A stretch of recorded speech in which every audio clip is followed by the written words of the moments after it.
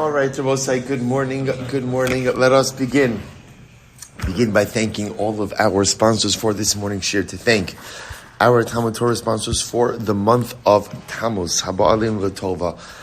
Daniel and Batsheva Pava of Hashmonaim, Eretz Yisrael, the commemoration of their father, Reb Shlomo ben Yehuda Aryeh Vegh of Philadelphia, on the occasion of his first Yahrtzeit. Reb Shlomo was a child survivor of Aushwitz and a talmid muvhak of Reb Michel Ber Weismendel.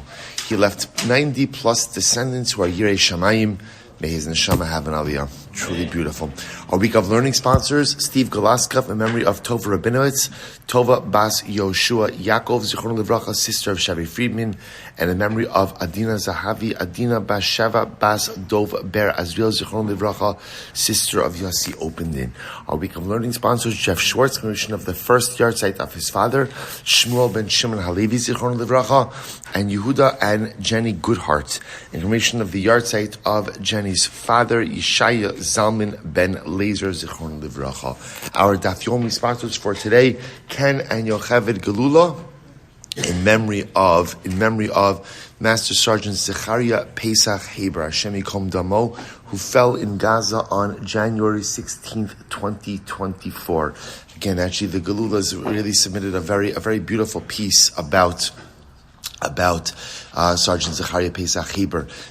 I'll read it to you just because it's beautiful and it gives us a little bit of a window into these precious neshamas that are Moser Nefesh for Am Yisrael, for Eretz Yisrael. He was 32 years old, beloved and devoted husband of Talia Friedman Haber, father of Sidayel, Shevet, and Nachliel. He was also the oldest son of Aaron and Miriam Haber, grandson of Debbie Wildman, and matter of fact, he was a brilliant man, a true embodiment of Torah Umada, Torah and science. Aside from always taking out some time to learn Torah, he was pursuing a doctorate in plant sciences at Tel Aviv University, developing a strain of wheat that would be able to grow in desert conditions. For this groundbreaking and game-changing research, Tel Aviv University plans on awarding him a posthumous doctorate. He was a true mensch and an exemplary soldier. We hope that in the merit of our TALMUD Torah, may his neshama have an aliya, and in the merit of Hashem, that may all of our precious soldiers be zocher to be successful. B'chol ma'aseh yadei, and may Kadosh Baruch Hu return our hostages b'shalom and b'karov, and may it be a month of besoros tovos for Klal Yisrael. So with that, let us begin. We have a lot to do today. Actually, really not so much Gemara to do today, but Baruch Hashem, a lot of really fascinating information to cover today. Today's that, and I want to thank Rabbi Richter for giving Daf Yomi on Shabbos and yesterday. So begin on Daf Yud Gimel Amud Aleph 13a at the two dots. V'lo asa traklin. So remember again, the Mishnah was discussing the halachas concerning division of property and how much of property you need in order to affect a division. So bottom line, what the Mishnah was teaching us was as follows: that in order to go ahead and force a division, each party has to be able to emerge with what is considered to be a significant amount of property. Now, obviously, what's the definition of significant? That is going to depend on the item that we are talking about. So over here, the quotation from the Mishnah was "V'lo asa traklin." So you can't go ahead and force the division of a mansion. Traklin is literally a mansion, a large estate, a large home, unless, of course, each party is able to emerge from that division with something substantive. So the Gemara says like this. The Gemara says, what about the following case? So I'll say, so remember, in a case, just so we understand our principles over here, in a case where the item in question, the shared property, is large enough so that each party would go ahead and emerge with something substantive, either partner could force the division, right? So for example, the simplest way to illustrate this is, if you have a field, you have a chatzar, and the chatzar has a minimum of 8 amas, so that upon division, each party would emerge with dalet amas. Dalet amas is the minimum amount of space that represents a meaningful or substantive chatzar, so either party could trigger that division. That's the halacha. Okay, conversely, if let's say the chatzar is less than dalet amas, so then halacha l'maisa, neither party could force the division. They are forced to remain as shutfin. And that was, so again, the Mishnah, I'm just going to Traklin over here. V'lo asa traklin v'lo asa amor v'asashov v'lo good. V'lo good. That actually hey bahen kedei lazeh ukedei lazeh. So again, the Mishnah doesn't give the exact amount of space or the exact amount that would warrant the division of a mansion, but the principle is the same. Okay, so now the Gemara says as follows. The Gemara says, so we'll say, so now, here's the shayla. So let's assume for a moment you have a piece of property. And the piece of property, and let's just go with a field because it's the easiest objective illustration. The field has 6 amas. The chutzner has 6 amas. So therefore, again, at 6 amas, 3 amas apiece, neither party could force a division. So we'll say, so now, what about the following? This is incredible. Yehuda Omer, is dina the good or agud? Yehuda says there's another halacha. The halacha is called good or agud. What does good or agud mean? Good, so look at Rashi for just a moment. Rashi says, is dina the good or agud? It's right under that diagram in Rashi. Is dina the good or agud? Zesher otzalachlok. So we'll say, watch this. So now, Reuven and Shimon own this chutzner together. There's 6 amas of space, 6 amas of area. Therefore, neither party has the ability to trigger a division on their own.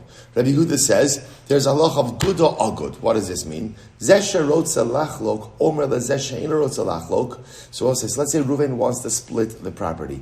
Shimon doesn't want to split the property. So Reuven could say to Shimon, O kotz li damim uknei lecha. So Reuven can say to Shimon like this: Shimon, either quote to me a price, right? How much are you willing to pay, right? How much are you willing to pay me to buy me out? Uknei lecha chalki. O ani akotz damim ve'etin lecha chalkicha. Or so Reuven says to Shimon, either you quote a price and buy me out, or I'll quote a price and buy you out. Shi'i afshi bishus fosech, because I don't want to be partners anymore. I don't want to live here together with you. So I'll say, so this is the halacha of good or agud. So either you quote to me a price and buy me out, or I'll quote to you a price and buy you out. So according to Rabbi Yehuda says one of the partners could force a buyout. Now, this is an advantageous buyout. Why is it an advantageous buyout? Because the Maisa, even though Reuven is the one who wants to get out of this, Reuven is saying to Shimon, I'll do either way.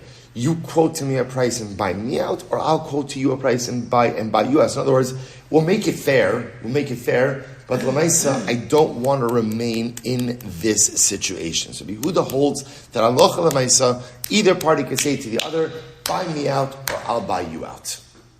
Incredible. So let's see the distinction.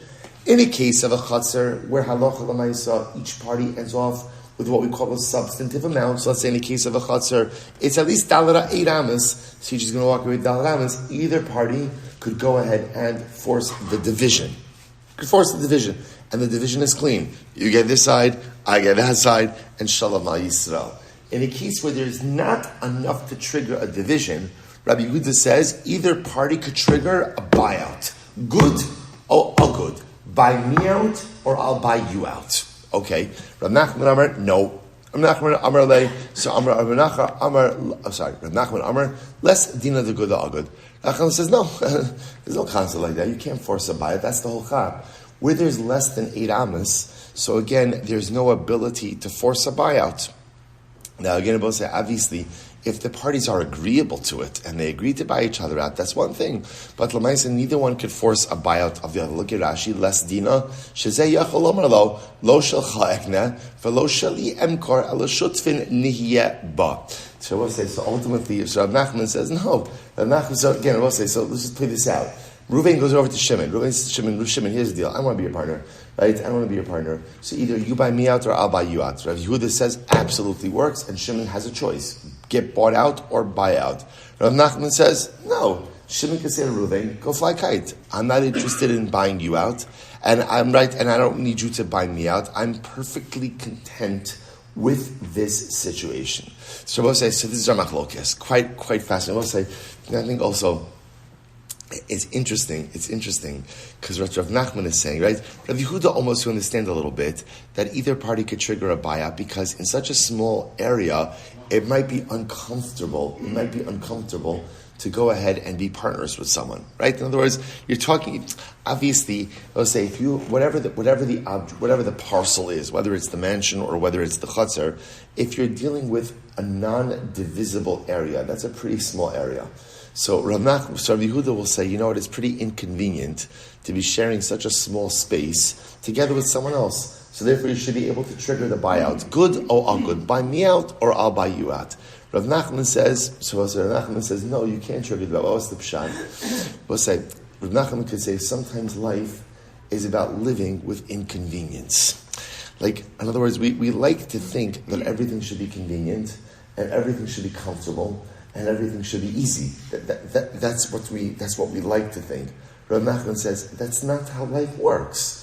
Life, by definition, has some level of discomfort. You're going to be uncomfortable. You're going to be tired. You're going to be inconvenienced at times. That's the way it works. So man up, right, and deal with it. We spend so much time trying to make everything comfortable and convenient that we forget that life by definition has an element of inconvenience associated with it.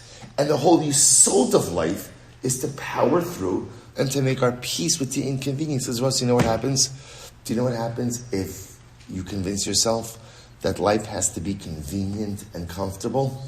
You accomplish very little. If you always have to be comfortable and convenienced, you accomplish very little in life. But if you're willing to accept the fact that there is a heck of a lot of discomfort and a lot of inconvenience, then you could power through pretty much anything and everything. That's the machlokes over here, right? Rabbi Yehuda says, it's got to be convenient. It's got to be convenient. Good or good. Rav Nachman says, who says?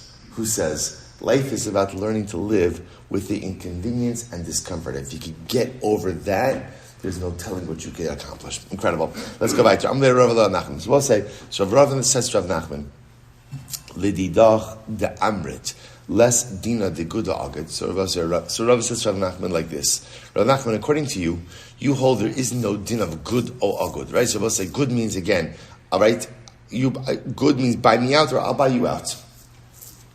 So the Gemara says, Rav says to Rav Nachman, according to you who do not subscribe to this, so the Gemara says, Bechar upashid sheniach lehanavian eved ubehema tmeya keitzad osin. So Rav said, this is an interesting case. So let's say Reuven and Shimon are brothers. We'll always use Reuven and Shimon. Reuven and Shimon are brothers. Their father was Yaacov. Reuven is the Bechar. Shimon is the younger son. So father Yaacov dies and leaves behind an Eved Kenani, and a behema tmeya, right, and an animal. So I'll say, so now the two brothers have to share in this, right? This is their Yerusha. So we'll say, so now watch this. So now, according to Rabbi Yehuda, what could they do? So Reuven could go over to Shimon. Now remember again, Reuven as the Bechar gets pishnayim, right? He gets a double portion. So Reuven could go over to Shimon and say, Shimon, good, all good. Buy me out or I'll buy you out. That's it. Because we'll say, remember again, what's the alternative? The alternative is Reuven uses it 2 days because he's the Bechar, he gets double portion, and Shimon uses it 1 day. So according to Rabbi Yehuda says, Reuven can go over to Shimon and says, Shimon, listen, either buy me out or I'll buy you out. This doesn't make any sense to me. Rav is according to Rav Nachman, you who don't subscribe to good or agud, which is how are they going to use this? Keitzad osin. How are they going to use this? What's going to happen over here?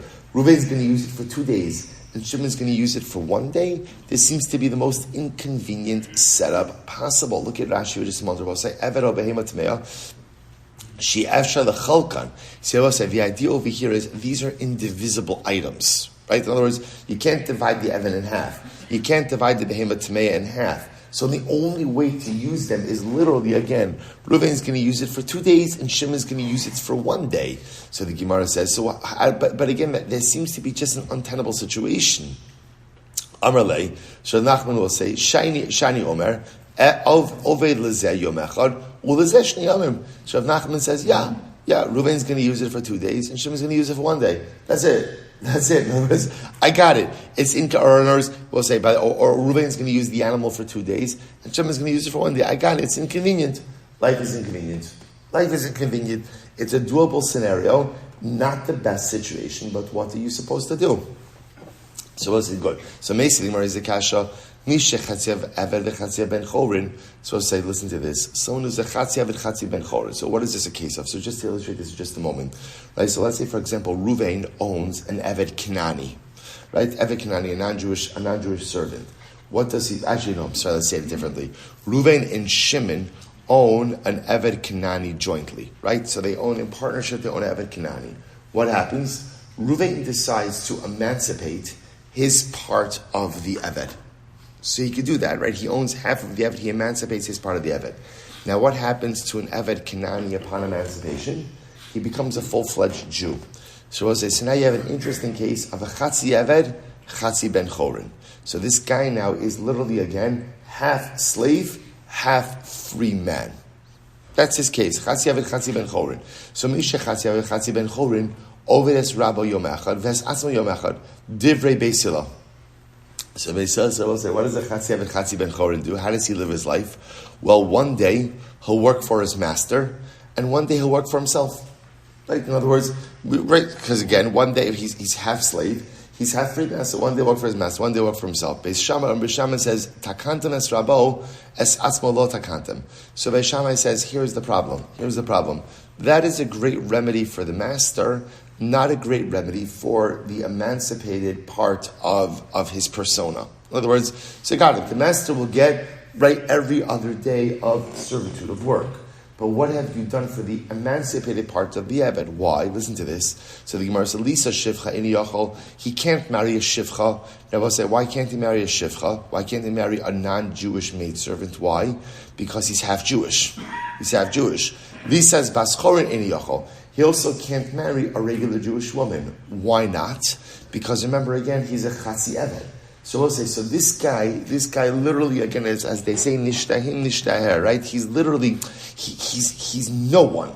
He's no one, because again, he can't, now again, he's a no one in terms of marriage. He can't marry a shivcha, can't marry a non-Jewish maidservant, because he's half Jewish. He can't marry a Jewish woman, because he's in half Eved. So the Gemara says, now therefore the Gemara says, Yibatal, so what, he shouldn't marry, he shouldn't have children. V'alo, lo nivra ha'olam ela l'perivarivya. The world was created ultimately again for propagation, for proliferation, for having children. Shneimar, lo sol bara l'sheves yitzara. So literally again, HaKadosh Baruch Hu did not create the world to be desolate. So it's interesting. So Beis Shammai says, you can't leave this guy in the status of a Chatzi Eved, Chatzi Ben Chorin. You can't leave him like that. Because if you leave him like that, essentially it is impossible for him to marry and to have a family. So rather, what do we do? Ella, Kofen Es Rabbo, the Osin Oso Ben Chorin. Rather, about say what we do is, in this case, we force Shimon to emancipate his chelek. We force Shimon to emancipate his portion, his ownership portion. The Kosin Shtar Achatzi Damav. Now, here's what's interesting. Now, it's very nice to say you force Shimon to write a document of emancipation. That's very nice, right? And very generous. Right? What's the problem? Shimon then suffers a loss. So in order to address Shimon's loss, what we say is Eved, right? Let's call Eved, right? So now emancipated Eved, we force the Eved to write a document, essentially an IOU, for his value to Shimon. So in other words, essentially, we force Shimon to emancipate his portion of the Eved, but we also force the Eved to pay his 50% of his value to Shimon. This way, Shimon doesn't suffer a loss. So we've seen this case many times throughout our journeys in Shas. So quite interesting. And now, what's the chap over here? Here's what's interesting about this. The Chazru, and ultimately, again, we'll see what happens. And Beis Hillel ultimately came around and passed Beis Shammai. It's one of these interesting cases where it appears that Beis Shammai it's not clear if this is a chumrah or a kula, right? It sounds like over here that on one hand, it's a chumrah vis-a-vis the owner, right? It's a chumrah vis-a-vis Shimon. We force Shimon to emancipate his Eved, but it's almost like a kula vis-a-vis the Eved, that we allow the Eved to come fully emancipated. So we'll say, so again, one more time. Chatzi Eved, Chatzi Ben Chorin. Reuven and Shimon own an Eved Kanani together. Reuven emancipates his part. Shimon does not emancipate his part. Beis Hillel says, no problem. Work for the master one day, work for yourself one day. You're half free, you're half emancipated, half an Eved. Beis Shammai says, that's crazy. That's fine, you've worked out the work situation, but what about his personal situation? He can't marry. He can't marry a shivcha because he's Chatzi Ben Chorin. He can't marry a Basra, he can't marry a Jewish woman because he's a Chatzi Eved. So therefore, Beis Shammai says, we force Shimon to emancipate his chelek. thereby making the Eved a totally free man. Tell the Eved you owe Shimon 50% of your value, representing the newly emancipated part. And Shalom Yisrael, what's the resolution? The Yemar said, V'chazru Beis Hillel horus k'dir Beis Shammai. Beis Hillel went ahead and came around to the position of Beis Shammai. One of these interesting situations, I will say, where Beis Hillel agreed with Beis Shammai and said, you know what, you're right. We can't leave him in this status of Chatzi Evet Chatzi Ben Chorin. So instead we force Shimon, the remaining partner, to emancipate the remaining part of the Evet and force the Evet to pay back 50% of his value to Shimon. So we'll say, so now, why is this being brought up over here? Look at Rashi. V'chazru Beis Hillel lahoros. It's the last short line in Rashi. Taima demipnei tikun olam. Now, we'll say, now the reason we force Shimon to emancipate his portion of the Evet Kenani is why? Bibnei tikun ha'olam, for the benefit of society. So the Gemara says, really what we say tikun ha'olam, we mean for the benefit of the Evet. Ha lav mishum piri v'rivya lo kaifina le. So let's just point out what was happening over here. Why do we force Shimon, the remaining partner, to emancipate his 50% of the Evet? Why do we do that? Bibnei tikun ha'olam, to remedy the Eved's situation, because the Eved is in this untenable situation, unsustainable situation, where he can't marry and he can't have a family. Now here's what's interesting. Now here's what's interesting. I would have thought that according to Rav Yehuda, what should the Eved be able to say to Shimon? What should he be able to say to Shimon? Good. Oh, good. Let me buy you out. In other words, literally again, in other words, you still own 50% of me. Let me buy you out.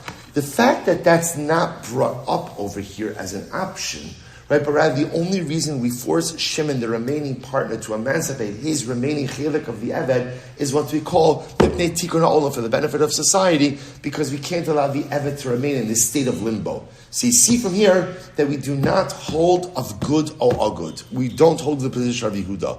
To which the Gemara says, no. Shiny hacha, the agud ika, good leka. I will say, here's the difference. The difference is, no. This is not a case of good or agud.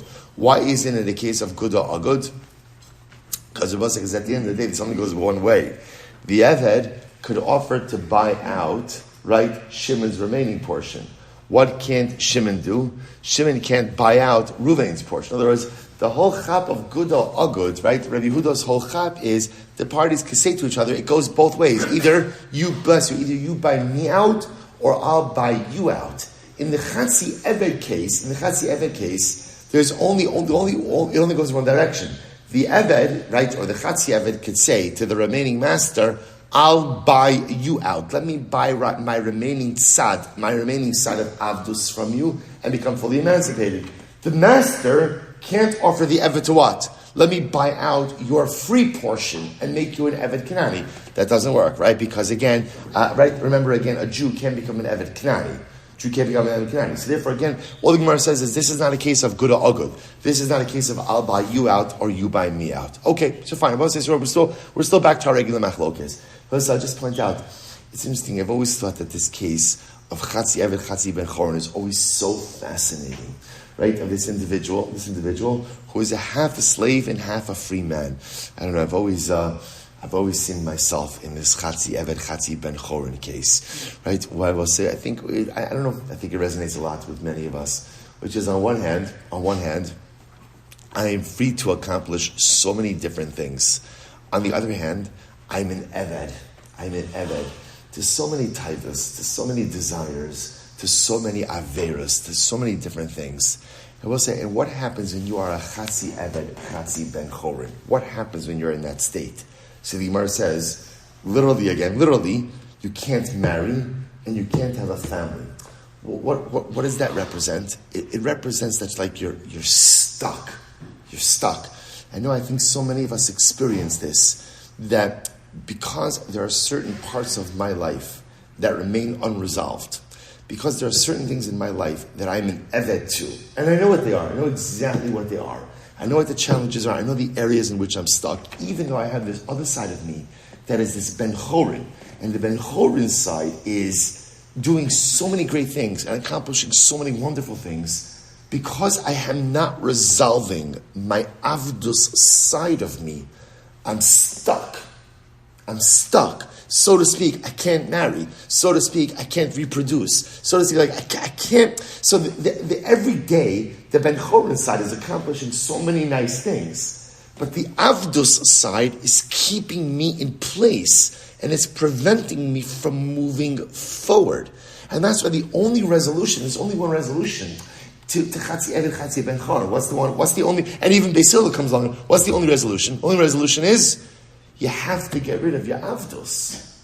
Until I get rid of my avdus, I'm stuck in place. Until I really find the courage to take care of the things that hold me back, to take care of the things that enslave me, to really deal with the averas, to really deal with the taivas that keep me rooted in place, I'm not going anywhere. I think for many of us, we get in this state of like spiritual frustration where I'm doing so many good things, but why am I not moving myself forward? I feel like I'm running, I'm doing, I'm accomplishing, I'm learning, I'm this. Why am I not moving myself forward? And it's because a Chatzi Eved Chatzi Ben Chorin can't marry, can't produce a family, can't move his life forward. He's stuck. It's only once we find the courage to deal with our personalistic avdus, it's only once we become fully free, a full Ben Chorin, that we have the ability to fully self-actualize. Incredible. Let's go back to Tashma. Shnei achen, echad ani ve'echad ashir. But these are really great cases. Echad ani ve'echad ashir. V'niach lana v'en merchatzu beis habad. What's the interesting case? The two brothers, Reuven and Shimon. Now, this is not a Bechar case over here. I mean, it doesn't really matter. It's the same Yisod. Two brothers, Reuven and Shimon. Brothers, father Yaacov dies. He leaves behind, right? And by the way, one brother, Reuven is wealthy and Shimon is poor. V'niach lohen avian merchatzu beis habad. And Yaacov died and left behind for them a bathhouse and a press, an olive press. So we'll say, so now, what do the brothers do with it? So now, if these were rental properties, so in other words, Father Yaakov owned an olive press which was rented out, a bathhouse which was rented out, so fine. They're revenue producing, they're revenue producing property. You let it keep producing revenue and just leave it alone. However, asan la'atzmo. What happens if this was not revenue producing property? Instead, Yaakov used the olive press to press his own olives, or he used the bathhouse. This was his personal bathhouse. Suppose that is now what happens. So now, we'll say, so just before we go on, you're going to see what's the tension. So the wealthy son is going to be like, this is fantastic.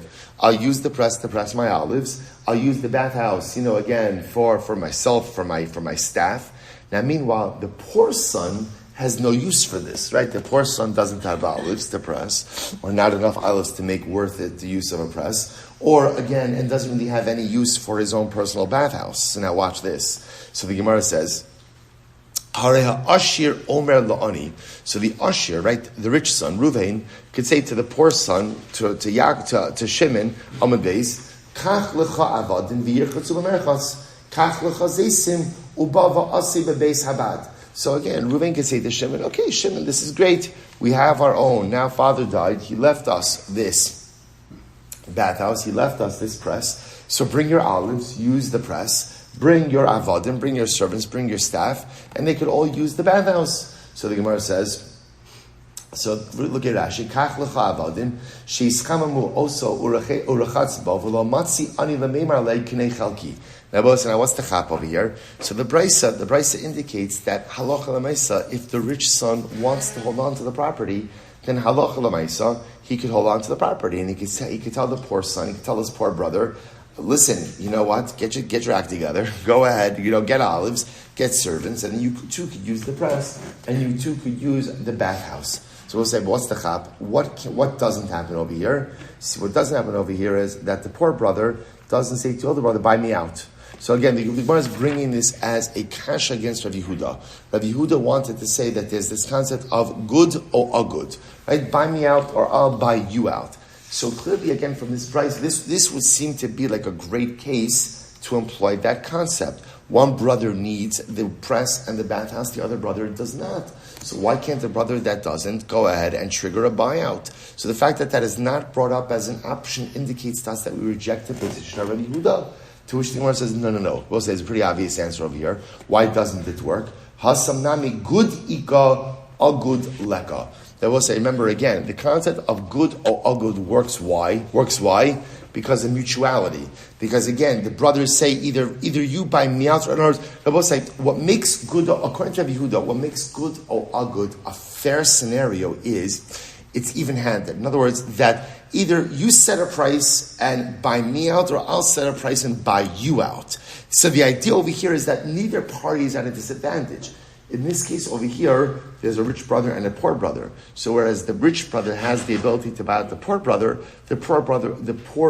doesn't have the ability to buy out the rich brother. So in other words, even if Yehuda holds, it's good or agud. So hasam nami good ika. In other words, rich brother could buy out poor brother, agud leka. But the poor brother cannot buy out the rich brother. So therefore, Allah Rabbi Yehuda would agree that in this case, again, I know you know, but I'll just say anyway. Obviously, in a situation where, let's say again, I will say in this scenario where Shimon the poor brother says, "Sure, buy me out." Of course, Shimon could agree to a buyout, right? That's never a problem.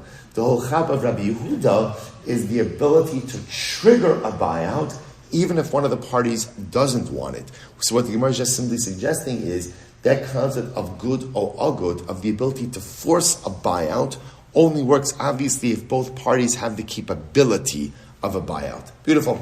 Let's go back to Tashma. The Gemara goes like this. So we'll say, so we're still left with this machlok. So Tashma, kol she'ilu yichalik u'shma lav cholkin. So again, we'll say, what did we learn? So the Bryce is reminiscent of the Mishnah. So in general, whenever you have something that you want, jointly owned property. So halacha l'maisa, the litmus test for division is like this. If the property can be divided, and ultimately ushmo alav, and the identity of the property still remains in its divisible form. In other words, that it's large enough that even if you divide it, each chelik, each part still retains its original identity. Cholkin. Then halacha l'maisa, you divide it up. Ve'im lav, and if not, ma'alin oso b'damim. Ultimately, again, we evaluate it. Now, what does that mean? Malin Osam B'dam, Rashi says, Hainu, good or agud. So it's like, today you have a braysa that explicitly supports Rabbi Yehuda. So what do the braysa say? If you have a piece of property that's large enough that when it's divisible, when it's divided, it still retains its original identity, then you could force a division. But if the property is not large enough, so that when it is divided, each part retains its identity, then what? You could trigger a buyout, good or agud. So we'll say this supports Rabbi Yehuda, to which leads the Gemara to say, Tanaihi. In reality, this machlokas Rabbi Yehuda and Rav Nachman, is a machlokas Tanoim. Do we say good or agud or not? Here we go. This nan, tol atoshir vani pachos shomano. So I will say this is very interesting. This is very interesting. So I'll say, so imagine the following, look at Rashi just a moment. Tol atashir vani pachos, kigon chazer she'in bashmona amos, va'amar zeh, chaluk utolach dalar amos, vani es amosar. So watch this, I'll say. Watch this. Reuven and Shimon own a chazer together. Okay? Watch this. The chazer is 7 amos. 7 amos. We'll say, what's the halacha with the 7 amos chazer? Can you force a division? No. Why not? Because again, you're going to have neither party, right? At least one party doesn't look good with Dalar Amos. So watch this. Reuven says to Shimon, here's the deal. Here's what I'm going to do. You take Dalar Amos. I'll take whatever's left over. So in other words, in this case over here, what Reuven's saying to Shimon is, I want a division.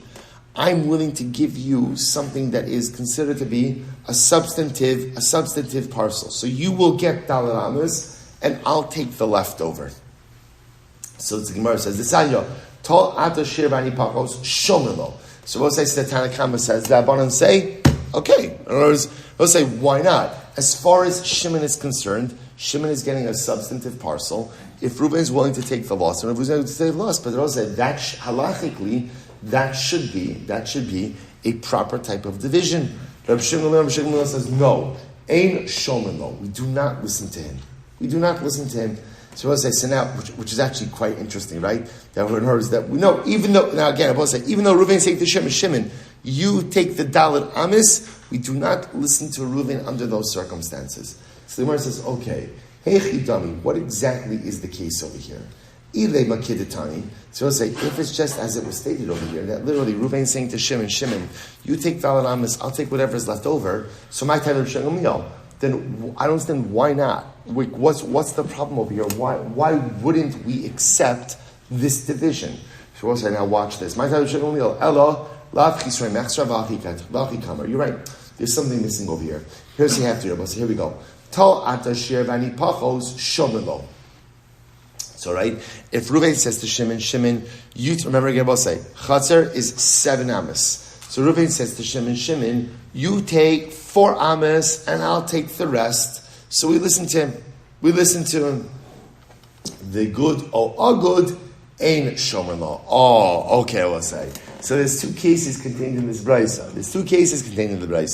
What are the 2 cases? So we'll say, so watch this. Chatzar of 7 amas. Reuven goes over to Shimon. I will say there are 2 possibilities over here. Possibility number 1 is that Reuven says to Shimon, you take 4 amas and I'll take 3. What's the halacha in that case? Everyone agrees? It works. Why not? If Shimon's agreeable, in other words, we'll say, obviously, if Shimon's agreeable to it, and Reuven's agreeable to it, so fantastic. Reuven, you're only ending up with 3 amas. Okay, he accepts it upon himself. Leave it alone. Shimon is getting the amas, that's fine. However, if Reuven says to Shimon, good, good, listen, you buy me out or I'll buy you out, then I will say, then what? Then halacha l'maisa. Ultimately, again, so then that's the machlokes. So here we go. Let's read it. So the Gemara Vachikamer. Tol ata shirvani pachos shomelo. The good, all good, nami shomelo. So the Rabbanan say like this. The Rabbanan say, whether Reuven says to Shimon, you take Dalet Amas and I'll take 3, right? Or Reuven says to Shimon, you buy me out or I'll buy you out. In either one of those cases, shomelo. We listen to Reuven. Reb Shimon HaLevi comes along and says, ain't shomelo.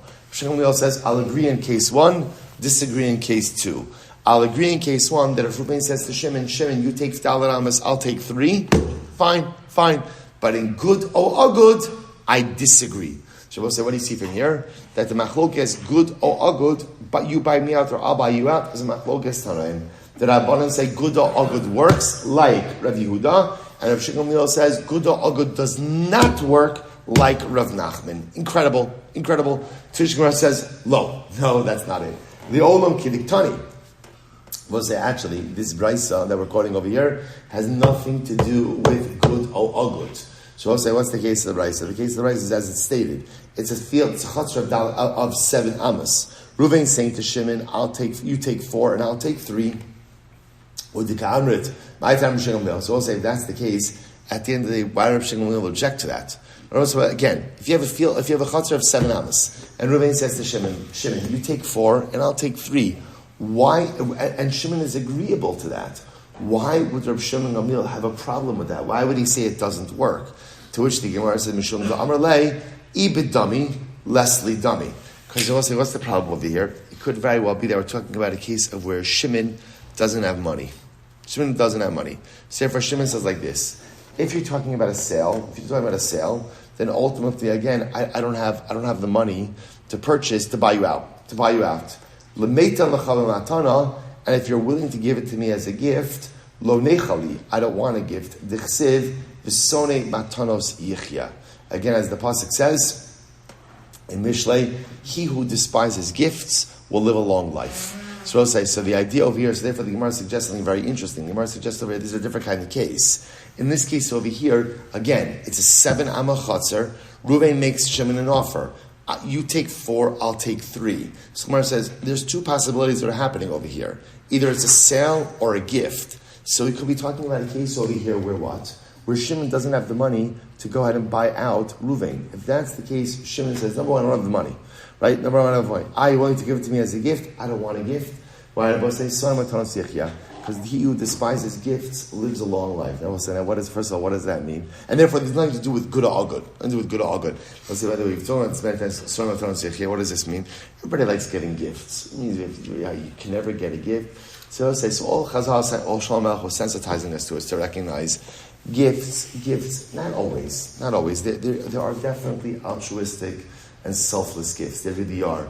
But often gifts come with strings attached, right? Or gifts comes with some type of expectation of reciprocity or just something in return. So Shlomo just says, just be careful, because a lot of times what you think you're getting for free actually comes with a lot of expectations.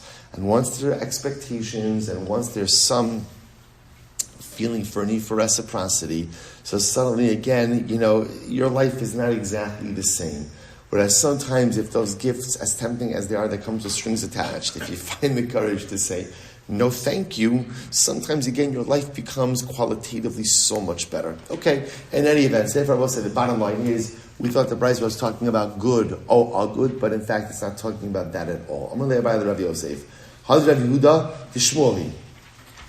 So the Gemara says, by the way, the statement of Rabbi Yehuda is actually a statement of Shmuel. So both say, so now again, so just to point out, we're still left with this machlokes, good or agud. Rabbi Yehuda says, you could do good or agud, you buy me out or I'll buy you out. Again, I just want to point out, this is talking about, so right now we have two models, right? We have two models. Model number one is where the shared property is large enough for either party to trigger a division. Right? So when it's large enough, what's the definition of large enough? Definition of large enough is even in its divided state, each party walks away with something significant. Significant either can be used for its original form or it still has its same identity. Then either party could trigger a division. What happens when the shared item is not large enough to trigger a division? Rabbi Yehuda says, good or agud. You could always say, one partner could always say to the other, either you buy me out or I'll buy you out. Rav Nachman says, no, you can't force a buyout. But rather, again, if it's not large enough, they may be forced to live together as partners forever. Okay, so now, Amalei Rabbi Rabbi Yosef, Had Rabbi Yehuda Shmuel. Actually, Rabbi Yehuda's position of good or agud is actually really a reflection of Shmuel's position. Why? What did Shmuel say? Here we go. This nan, the Kisvei HaKodesh, so we saw this in the Mishnah, Kisvei HaKodesh, scrolls. Remember, again, I will say, they're Chumashim, Nevim, and Ksuvim, they're Tanakhs, were written in scroll form. So Kisvei HaKodesh, let's say Reuven and Shimon own a scroll of Kisvei Kodesh, whatever it might be. They own a scroll of Tanakh together, a scroll of Chumash together. So even if both of them want to divide up the scroll, you can. Remember again, why not? Why not? That would be disgraceful to the scroll to actually physically split it up. Okay, V'amar Shmuel, Lo Shana Ala B'krach Echad. That's only true ultimately again if the scroll is in one. If the particular book is in one scroll. Aval b'shnei krichos cholkim. But halacha l'maisa again, if it's in two. Rashi says, B'krach echad kol sefer nasuyin b'gilyon b'myidiel lebezdin lachlog bizaynu. Aval b'shnei krichos kigon. Tar b'krach echad, uruvim b'krach echad. So I'll say, ultimately again, if the scrolls are in two sections, then ultimately again it would be fine. Cholkin. Less dina de good or agud. But I will say, if you would think that there is no din of good or agud, my yireh b'krach echad, afilu b'shnei krichin nami. Now, I will say, now, interestingly enough, if you would think that halacha l'maisa there is no din of good or agud, that you could trigger a buyout, then halacha l'maisa it would be true that the same issue would come up, even if it was in two sections. Tirgamar of Salman b'shishnei and rotzim. So Salman explains, we're talking about a case where both parties wanted to go ahead and split up. So obviously, when you have a situation where both parties want to split it, then obviously that changes everything.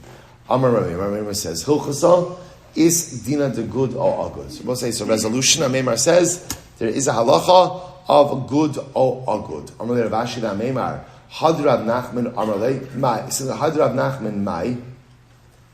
What about that which Rav Nachman said, right? What about Rav Nachman's statement? Amarle, so we'll say, so now, so okay. Rabbi Meir comes along and he says, we pass like Rabbi Yehuda, that good or agud. That when you have a property that is so small, or an item that is so small, that neither party could actively trigger a division, so halacha l'maisa we hold good or agud, right? That halacha l'maisa, again, one party could say, you buy me out, or I'll buy you out. So the Gemara says, so Rav Ashi says, what about Rav Nachman? Right, Rav Nachman says that we don't hold of good or agud. What do you do with his position? Amarle lo shmieli. So he said, I never heard of Rav Nachman.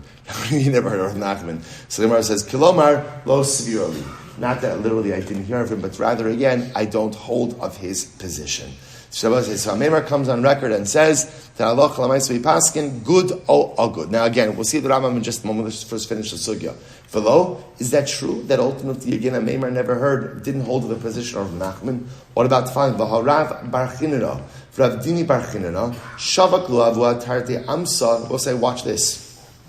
Here we go, another case. So I'll say, Rav Chinena, Rav bar Chinena and Rav Dini bar Chinena, brothers. So their father Chinena died and left behind two maidservants. Chad Yada Afyo B'Shulei. One maidservant knew how to bake and cook. B'Chad Yada Pilchav Nivla. One knew how to sew and how to weave. So I'll say, two maidservants, both necessary skill sets. V'asu l'kamei d'Rabba. I will say now again, the obvious shaila is like, so how do you divide up this property? V'asu l'kamei d'Rabba. V'amar lehu less dina de good or agud. And Rava came along and said, there is no din of good or agud over here.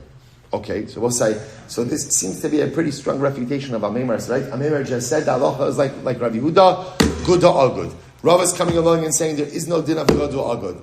To which the Gemara says, no, this case is not a good case. Why did Rava say? It's not that Rava was categorically rejecting the concept of good or agud. He was rejecting the application of good or agud to this case. Why? Shani hasam de lamar mi boile tarvahu ulamar mi boile tarvahu. So I'll say, so ultimately again, the issue over here is good or agud works well in a case where the division makes sense. In this case over here, I will say both of the sons needed both of the maidservants because the household required someone, ultimately again, who could bake and cook, and someone who could sew and weave. In other words, both of these skill sets were necessary for the household. So what we're going to do in good or agud, you'll take the maidservants who could bake and cook, I'll take the one who could sew and weave, and what happens to the other necessary skill set? So therefore, again, that's why ultimately, again, Rava. That's why Rava said, in this case, there is no situation of good or agud. Rashi says, less tina the good or agud, the kofo lo says timei otfim biyafem v'lo limkar chalko. Because ultimately, again, you need both. So the Gemara says, Kika amrlei shakol ad chada va'anachada lav good or agudu. Because we'll say ultimately, again, look at Rashi, lav good I lo amrlei o kach shteim o ekach shteim d'chol echad ein bohen kedei la'achad. So we'll say, so ultimately, again, halacha l'maisa. So this would not be a case where you could apply good or agud, because halacha l'maisa both are necessary. Kika amalei shakol ad chada va'ani chada lav good or. So we'll say, because remember again, they both are. What are you going to do? So in other words, they were ready to divide things up. So to have one take one maidservant, one take another maidservant, this would not ultimately satisfy the needs of both of the households. I have a kisvei kodesh. So I'll say, but what about the case of kisvei kodesh, where both required kisvei kodesh? V'amar Shmuel lo shara ela b'krach echad. Shmuel said this is only so when it's in one scroll. Aval b'shnei krichin, but in two sections cholkin, you could divide it up. Once again, Salman b'sharatzu. We said already before that was a different case. Why? Because that was a case where both parties consented to the split. So obviously, anytime you have a case where both parties consent, that already becomes a different type of situation. So we'll say, so this ends the sugya. Right? Now, the next sugya, TORAH is going to be in Kisvei Kodesh. So we'll get to that in just a moment. But what do we do with the case of good or agud? So essentially what we are left with over here is a machlokes of Yehuda and Nachman.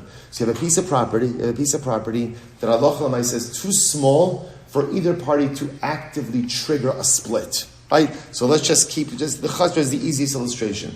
I have a chazer, right? Reuven and Shimon jointly own a chazer that is less than 8 amos. If it's 8 amos or more, either party has the right to trigger a split. Why? Because both parties will end up with a space of at least dalet amos. But now again, less than 8 amos, neither party could trigger the split.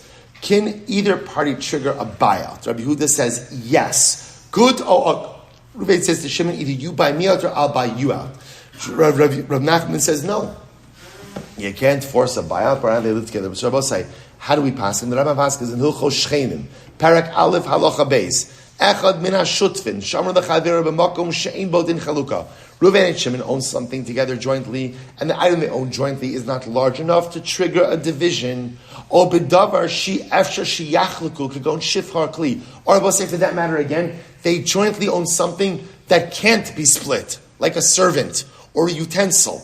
So we'll say one party could say to the other, and Reuven says to Shimon, "Mechar li chelkacha bekach, v'kach okinei mimeni kishar hazeh." And Reuven says to Shimon, "Either you buy me out, or I'll buy you out." Rama Baskins hadin imo v'kolfin esanitba limkor lechavera o liknos mimeno. We paskin like Rabbi Yehuda, good or good. That's how we paskin. Halacha l'maisa, again, one party could force the other to go ahead and for a buyout. Now again, I will say, the good news is that the price has to be something agreeable, right, to both of the parties. But l'maisa, one party with an index. This is now we have therefore we have two division models, right? Division model number one is where the object itself is large enough to warrant a division.